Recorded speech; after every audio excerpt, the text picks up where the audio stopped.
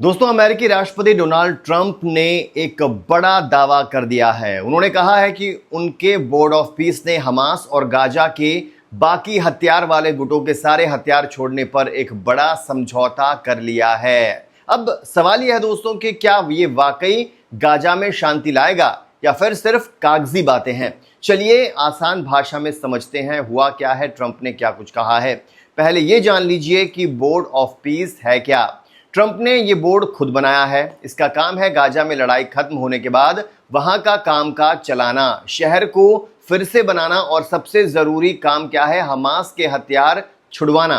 Trump खुद इसके मुखिया हैं। इसमें Jared Kushner, Steve Witkoff, Marco Rubio और टोनी ब्लेयर जैसे लोग भी हैं। कई देश इसके सदस्य बने हैं जैसे सऊदी अरब, यूएई, मिस्र, कतर और तुर्की। अब ट्रंप ने क्या कुछ कहा है जान लीजिए। ट्रंप ने लिखा है, आज बोर्ड ऑफ पीस ने हमास और गाजा के सभी हथियार वाले गुटों के पूरे हथियार छोड़ने पर ऐतिहासिक समझौता कर लिया है।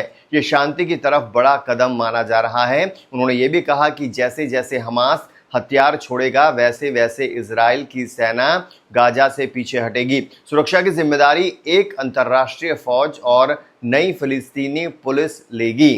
अब समझौते में असल में क्या कुछ लिखा है ये समझ लीजिए।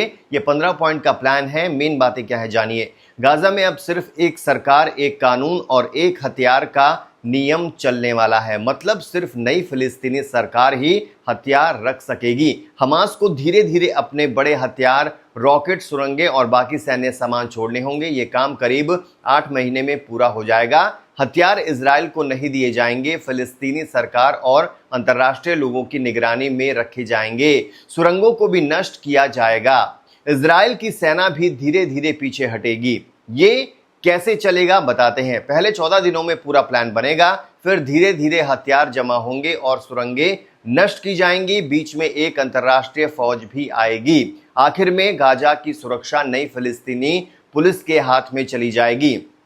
अब दोस्तों, रिएक्शंस क्या आ रहे हैं।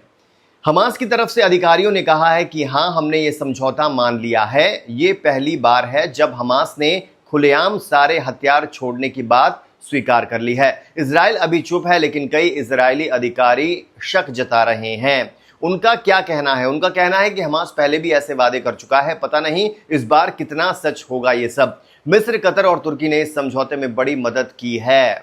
तो दोस्तों, अब थोड़ा सोचिए जरा। अच्छी बात यह है कि पहली बार हमास ने कागज पर हथियार छोड़ने की बात मान ली है। अंतर्राष्ट्रीय निगरानी भी होगी तो कुछ उम्मीद जरूर है, लेकिन मुश्किलें भी हैं दोस्तों। इजराइल और हमास दोनों एक दूसरे पर भरोसा नहीं करते। पहले हथियार छोड़ेंगे या पहले सेना पीछे हटेगी, ये अभी साफ नहीं है दोस्तों। और सबसे बड़ी बात क्या है, क्या हमास सच में अपने सारे हथियार और सुरंगें छोड़ेगा? ये सब देखना बाकी है। और लास्ट में दोस्तों, कागज पर यह समझौता अच्छा लग रहा है, लेकिन असल में कितना कामयाब होता है ये तो वक्त बताएगा। आपको क्या लगता है, क्या हमास इस बार सच में हथियार छोड़ देगा? कमेंट में अपनी राय बताएं।